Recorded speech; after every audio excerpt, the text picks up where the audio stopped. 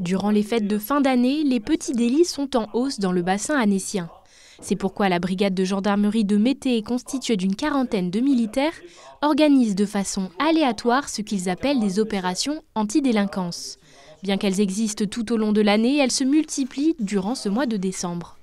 On va vraiment venir cadenasser le terrain pour montrer notre présence. Les fêtes de fin d'année nous poussent à multiplier ces opérations antidélinquance pour prévenir de tous les actes délictuels qui vont être perpétrés, eu égard les flux, les échanges d'argent qui sont beaucoup plus importants avec les cadeaux, et puis aussi tous les flux routiers qui sont beaucoup plus importants sur la zone commerciale des paniers. Que ce soit lors de patrouilles à pied ou en voiture, les gendarmes vont, durant 2h30, multiplier leurs apparitions dans différents endroits stratégiques de la commune. L'occasion pour eux de sécuriser et de dissuader des potentielles infractions. On va déjà faire de la police route, donc pour toutes sortes d'infractions, tout ce qui est alcoolémie. Après, on va passer sur de la prévention au niveau des commerçants.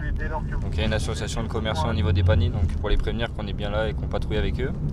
Et après, on va repasser sur de la police route, donc pour la contravention. Première étape pour ces gendarmes, ce rond-point situé sur un axe majeur de l'entrée du centre commercial des Paniers. Un point clé pour tous ceux qui souhaitent acheter leurs cadeaux de Noël. On va procéder à des contrôles de véhicules, donc vérifier que tout est en ordre, que ce soit le contrôle technique, l'assurance, que les conducteurs ne sont pas en état d'alcoolémie ou qui n'ont pas pris de produits stupéfiants. Et puis si c'est tout bon, on va les laisser repartir. Présents sur les lieux depuis à peine 30 minutes, les gendarmes constatent déjà une première infraction. C'est votre fille qui conduit et qui n'a pas le permis, donc c'est une conduite de véhicule sans permis. Donc à la base c'est un délit, on n'est pas sur une contravention, on est sur quelque chose qui est plus important, plus grave. Malgré tout, je peux quand même mettre une amende, mais les montants, c'est pas 90 € comme on voit dans la plupart du temps. C'est des montants qui sont plus élevés. Au volant d'un véhicule, la conduite sans permis est l'un des seuls délits concernés par l'amende forfaitaire délictuelle. Cette procédure permet donc aux gendarmes de sanctionner immédiatement les petits délits.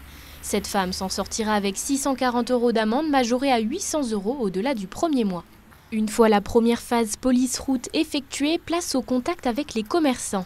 Les gendarmes patrouillent aux alentours et dans les zones marchandes, une opération d'autant plus nécessaire à l'approche des fêtes. On essaye de discuter avec eux et puis de comprendre leurs problématiques, voir si tout se passe bien dans leur magasin, s'ils ont rencontré des difficultés, soit aujourd'hui, soit les jours auparavant. L'objectif pour nous, c'est de nous montrer, donc voilà, à toute heure de la journée, que ce soit le soir, même la nuit, sur les axes routiers relatifs au commerce, et puis montrer qu'on est là pour dissuader.